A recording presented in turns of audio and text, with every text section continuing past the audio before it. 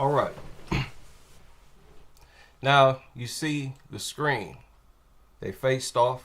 I took a screenshot from the face-off.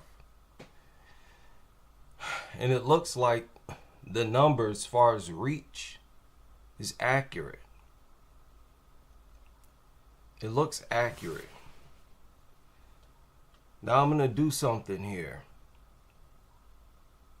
Because if you look at this photo, it looks like Shevchenko's shoulders are higher. Isn't that what you see? Excuse me. Let's go with the high point of the shirt or bra, whatever this is. And let's stop it at Shevchenko's. Doesn't touch Wei Li at all. See that? So even though her shoulders are higher, her knuckles are still lower, noticeably. Shevchenko knuckles right here. Look at that.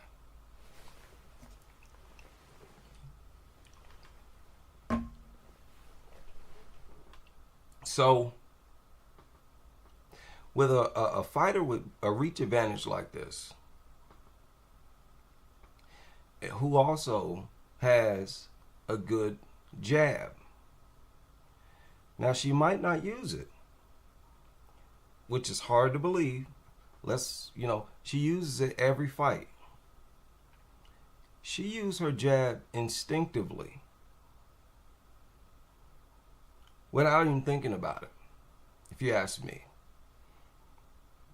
So Wei Li's going to have to deal with it. I mean, look at the difference. That's kind of ridiculous. That's kind of ridiculous. Let's put it at Wei Li's knuckles. Look at that. That is significant. Wei Li has the shortest arms. Really don't make no sense. More than that, you see the jaw level. Shevchenko noticeably, and it looks like she might even be more than an inch taller. They have the difference. I think the difference is 1 inch. 5'4" against 5'5". Even though I think some sources say that Shevchenko's 5'6". I'm not sure. But despite these proportions, they look like the same height when they stand face to face. They look, essentially the same height. So Wei Li's going to have to get past the jab. Think about this now. She's going to have to find a way to get past a jab. So she's up against it. There's no question about whether or not she's up against it. She's going to have to fight hard and smart. Like, this is a difficult fight for her. Especially being a smaller fighter moving up. So you can't say that she was afraid of the strawweights. Right? There's no way we could argue that she was trying to duck Verna or Mackenzie Dern or anybody else. So it seems like she genuinely got bored and felt unchallenged. She looked at her competition, said, yeah, Verna's a good fighter, but if I beat her, that's not going to do much for my legacy, right? That's what she was thinking. So she's fighting for legacy now. See, you got to understand, a lot of girls would be content with just fighting, being the champion and staying in their division, especially if you want to move up. That means you got to give up your belt. You're like, no, I'm going to stay right here and keep my belt. Not have to give my belt up. I'll fight the flyweight champion if I can keep my belt, even if I lose, which is the way it's always been. But here she had to give it up.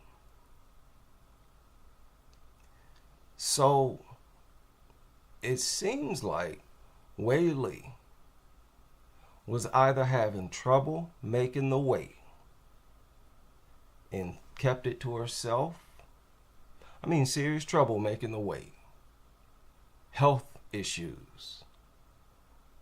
And moved up and obviously, took the best fight possible against the champion.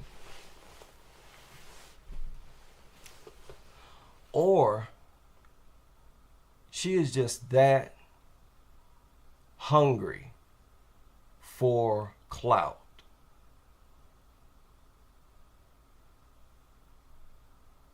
Right? She doesn't have to. If she can make 115, she doesn't have to do this. She's you know what she's doing? By fighting Valentina. She's maximizing the chances that she loses. Verna's a lower risk. All those strawweights are a lower risk. This is the highest risk possible. Why do that? Why would you do that? You know what I'm saying? This is why I've called her crazy. Girl, you need to calm down. Just be happy that you have the title and that you've made, multiple title defenses. Just hold on to your strap as long as you can. You might hold it longer than Shevchenko. Let's see which one of you can hold on to your belt longer. Why not just be happy doing that and being the champion? Listen, a lot of girls would rather do that. They don't want to give up. They wouldn't give up their belt. And even if they could keep their belt, many girls would not want to just move up to take the risk of getting beaten up and embarrassed by Shevchenko. No, I'm going to stay in my division. Fight whoever, I have to fight. I'll probably hold it longer than Shevchenko, and that'll be my credentials over her as the GOAT. I ain't moving up to fight her and, taking almost like a guaranteed loss. It's a huge risk. So that's why I'm real convinced that she's having weight problems. She's having weight problems. And if she's not having weight problems, then she is absolutely crazy. That's like a drive. That's an old school martial arts drive. Right there. I'm thinking she can probably make the weight, but it's killing her. Look at how she looked on the scale. Look at her physique. Could you imagine her losing another 10 pounds off that body? That has to be why she's moving up. And for whatever reason, just never told the public. So that's just weird. That's weird. But it is what it is. Huge risk for Weili. And it almost seems like her last fight.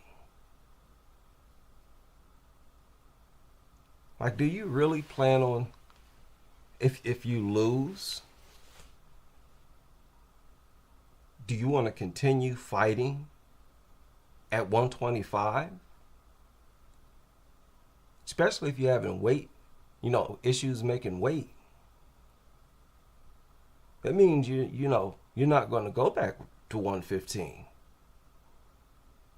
You're going to stay at 125. I don't know about that. Weili, it doesn't seem like she would be happy being a contender. She wants to be the champion. Nothing else. She's moving up to fight a fighter with the same mentality.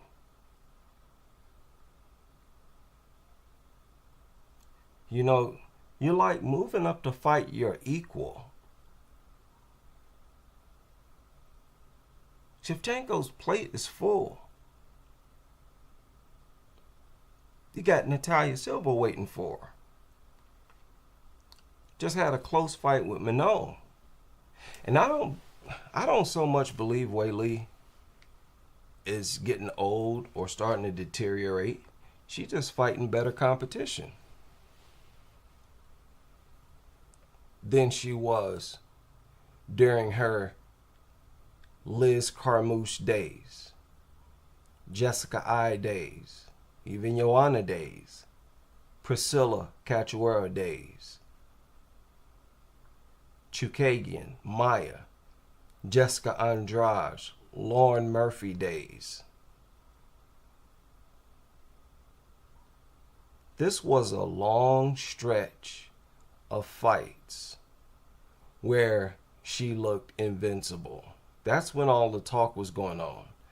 She's the GOAT. Nobody will ever beat her. All these fights right here. Everything changed with Taylor Santos.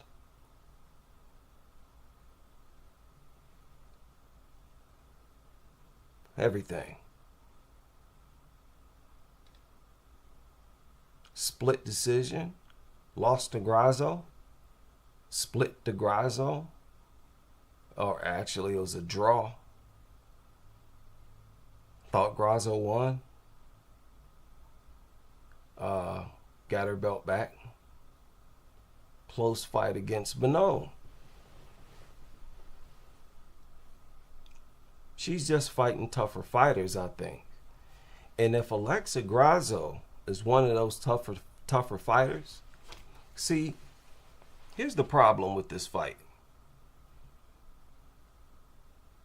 We all thought that Shevchenko's kryptonite was larger, stronger fighters.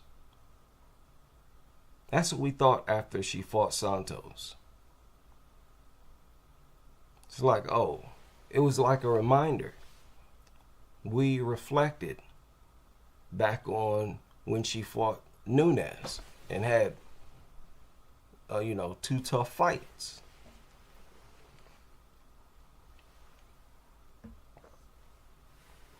Like, okay, her problem is big fighters. Even Jennifer Maia gave her some problems, remember? In one round. That was more than anybody else had done. Remember that?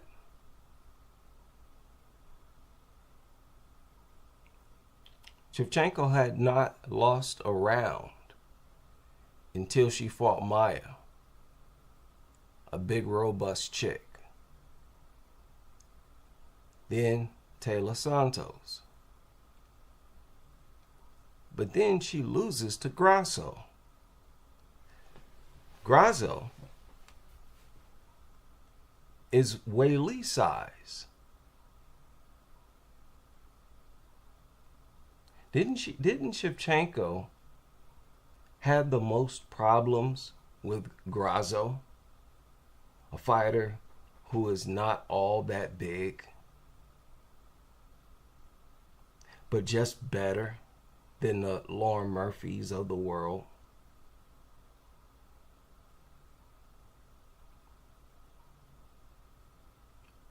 Got stopped, pushed in the rematch by a relatively small fighter, another former strawweight.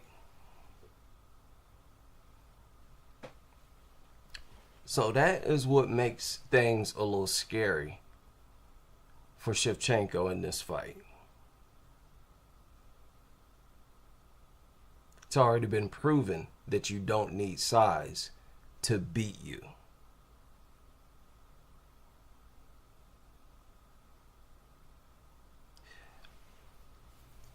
Also, another thing I want to point out. Weili has a huge advantage in this fight. And her advantage is confidence. Confidence. Y'all remember this?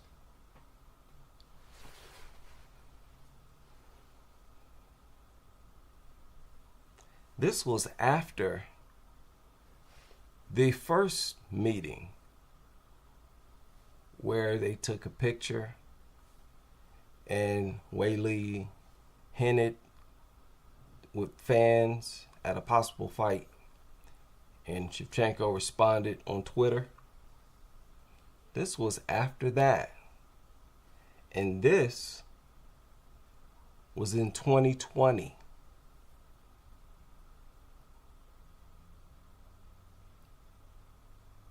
Follow what I'm saying here. 2020. What was Shevchenko doing in 2020? She was fighting Chookagian, and Jennifer Maia had already beat Carmouche, Jessica Ai, and Joanna. After she fought Chookagian and Maia, she fought Andrade, Lauren Murphy, Taylor Santos. So she was in that range where she was looked at as invincible.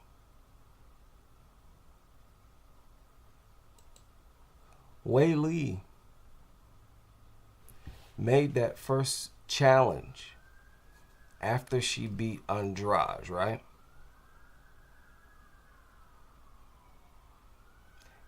Yeah, it was after she beat Andrade. So like the first thing she did was challenge Shevchenko. And Shevchenko's like, hey, at least defend your title before you try to challenge me. That was 2019.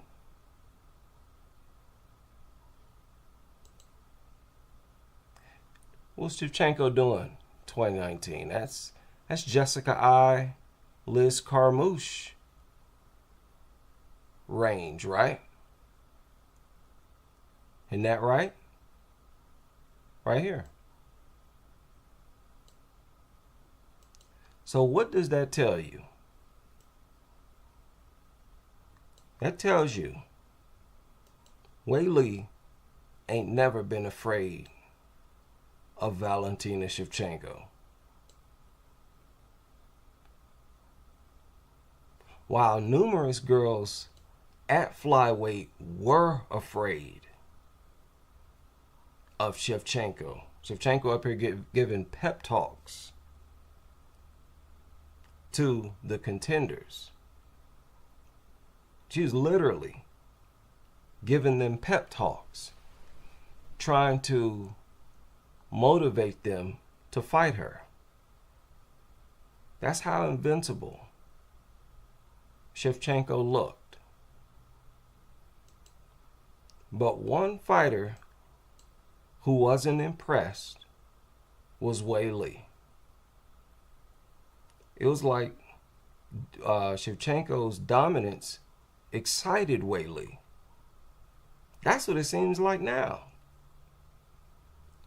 That little smile, she always, you saw in the face-off, she's all smiling. It's like she gets off on Shevchenko's dominance. Like, wow, I have to fight you. You're so amazing.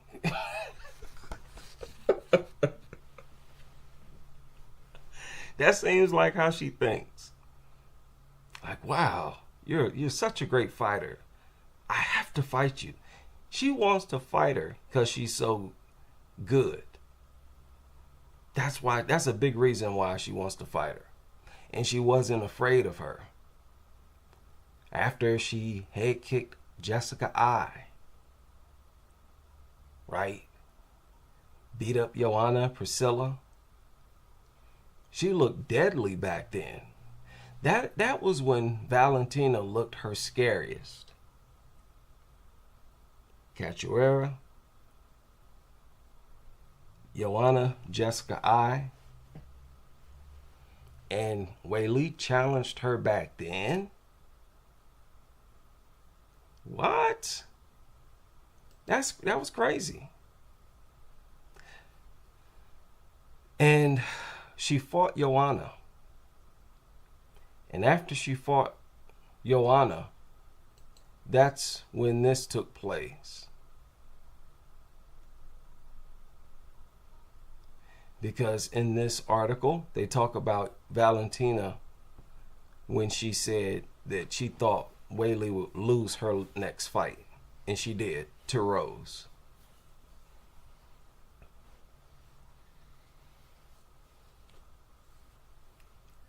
So, right? That's kind of crazy. Takes the belt, challenges Shevchenko, fights Joanna, meets Shevchenko at the gym. Shevchenko says you'll lose your next fight. She does. And then lost again. And after that, which was in 2021, Shevchenko was still on a roll, riding high in her dominance. Fought Chikagian Maya in 2020, Andrade, Lauren Murphy, Taylor Santos, June 2022. And, okay, Weili got her belt back on that same card. I mean, not got her belt back. Fought Joanna and got out of the losing streak. Fought Joanna. That was like a title eliminator because both Joanna and Weili wanted to fight Carla. Carla had took the belt from Rose. And so she fought Joanna on the same card that Shevchenko got a split decision against Taylor Santos. So Weili made a comeback at the exact time that Shevchenko started to show vulnerability.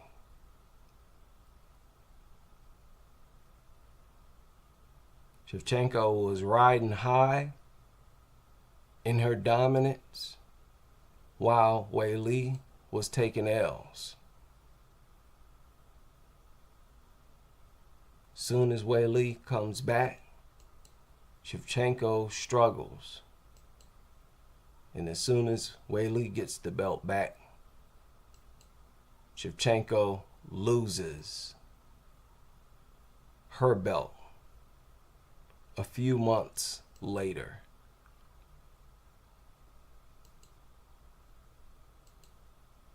Like 4 or 5 months later, Weili gets the belt back few months later, Shevchenko loses hers. So it's like a seesaw of highs and lows between the two.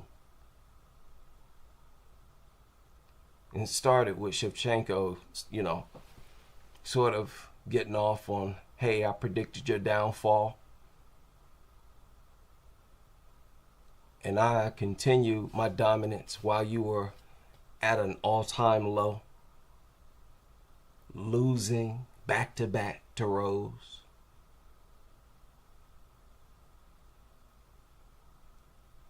And then it's at the same time, Shevchenko starts to show vulnerability, Wei Li starts to come back. And then there's a swapping of titles where Wei Li is a champion and Shevchenko is not, where before Shevchenko was the champion and Wei Li was not. Even though they were both champions when Wei Li first challenged her.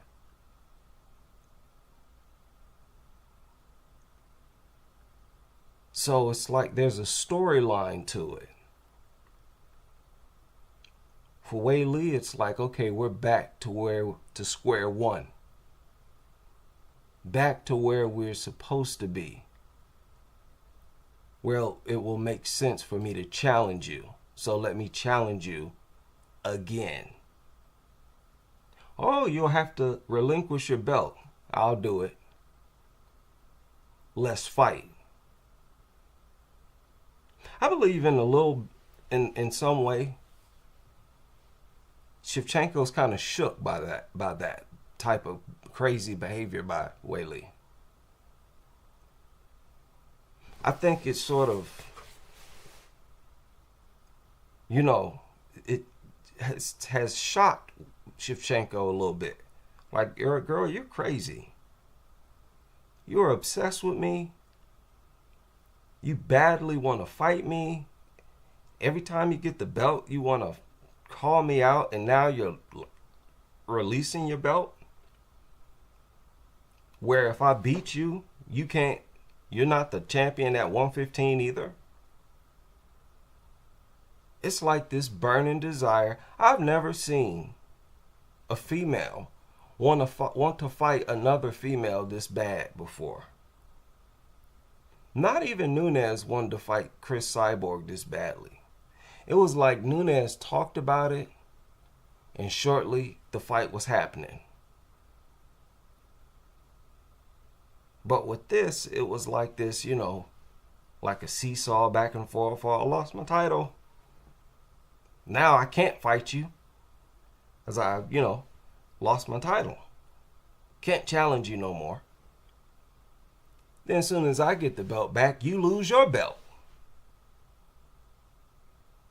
Now, I still can't challenge you. Get your belt back. And don't y'all remember, Wei Li was on the sideline in hopes that Shevchenko gets her belt back?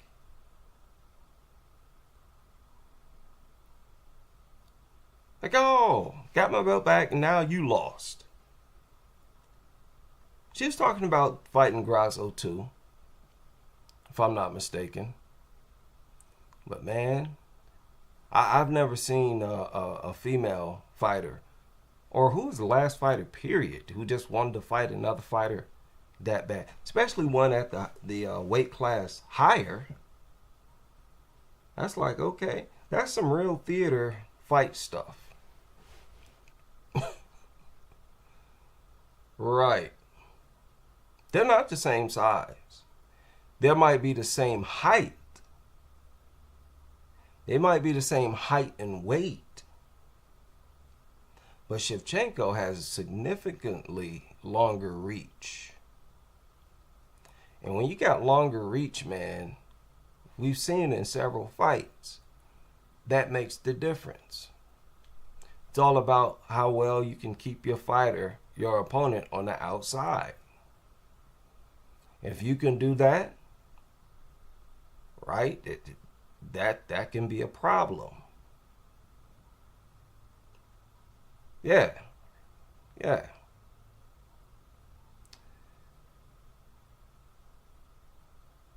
Well, hopefully you're right. Hopefully she's looking at this as a start of a new career. Because I consider the possibility that if she loses, she retires. She's around that age where a lot of these fighters retire. It's just crazy. It's crazy. That's what I'm thinking. She can't make the weight anymore. I said earlier in the stream that that's what I'm banking on. That's my story. If anybody asks, she can't make the weight anymore. Because if once they tell you you got to give up the belt, you can still make the weight. You're not gonna give up your belt. I don't care what kind of leg, unless she just wants to fight her that bad. You know.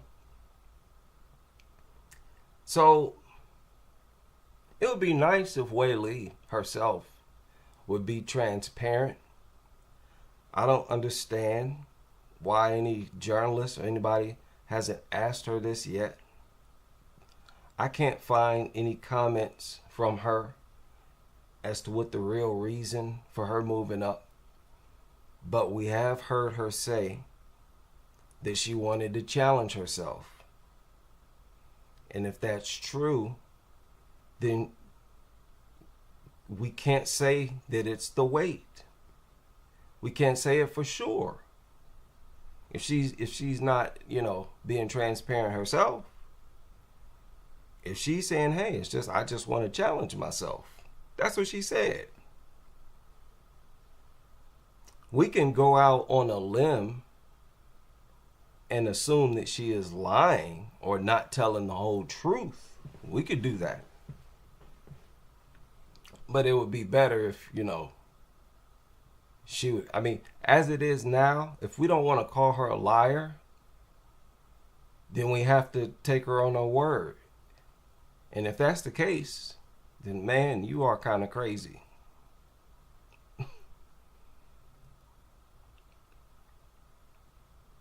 I could have swore Shevchenko was 34 years old. I'm definitely losing my mind. Then I just saw that she was 37 somewhere. How old is this woman? How old is Shevchenko? She's 37. I don't know why I was thinking she was 34. She's getting up there. But, I can't even say that. Having a lot of fighters fighting past 40. But as a contender, a lot of fighters don't want to fight as a contender. Joanna was one of them. She wasn't really crazy about that. We'll see if either Shevchenko or Wei Li is willing to do that. We will know by tomorrow night. Right?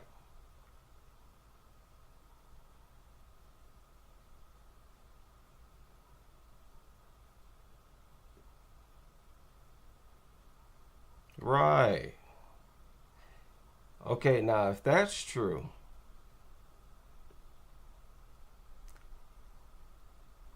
this is why I'm saying it's going to be a problem for Shevchenko. And this is what I almost forgot to talk about this.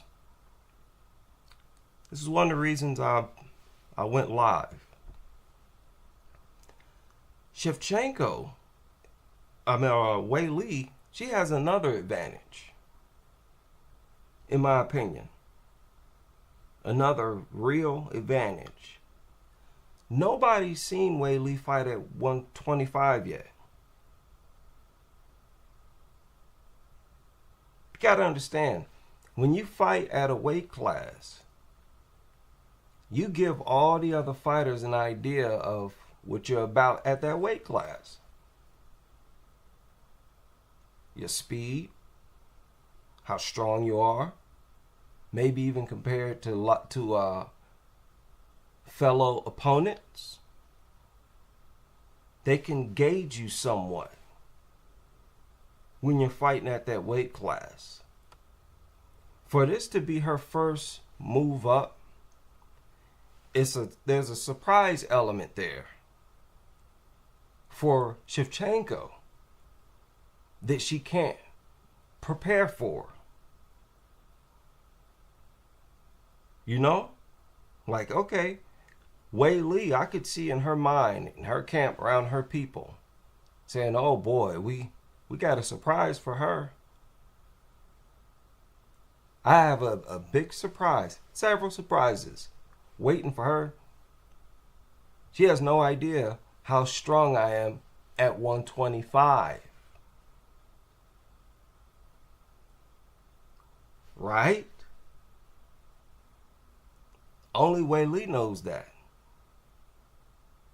And when you drain yourself, cutting all that water, your strength is reduced a lot.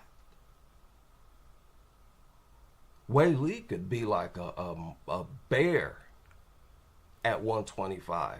Look at how she's picking up Shaq and all these other giant men. She may only have that strength when she's above 115. I don't know if she would try to pick up those big men after making weight at 115. You know, she likes to show off her strength. Anybody notice that? I never see. What other girl does that? What other girl goes around picking up big men? Mainly just because they're big. That could be a issue for Shevchenko. Like, whoa, I didn't know you're this strong. You didn't seem this strong against what? A strawweight? Not good. Not good for Shevchenko. I see a few things that work in Wei Li's favor. A few things. But I can't really think of anything that can work in Shevchenko's favor. There's no surprise factor. We've seen her at 125 against big fighters and small fighters. And if you are a small fighter and you know what you're doing, you know, you can compete with Shevchenko at 125. But I suspect Wei Li is a lot stronger than Grasso at 125. You know, I'm a believer in her physical strength. There's a lot of talk about her physical strength, but they talk about it as if it's strength only outside of a fight camp. It's not strength at 115.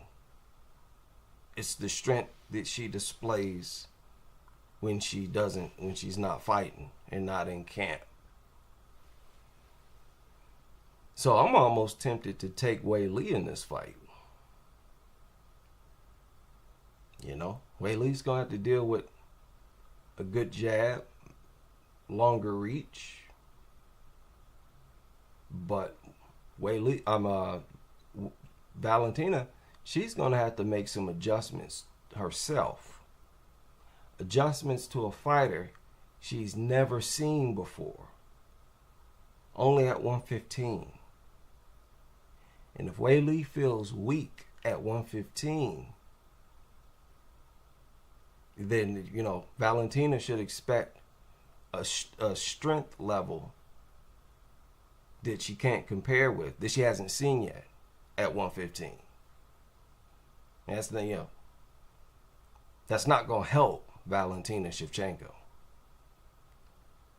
So we'll see what happens.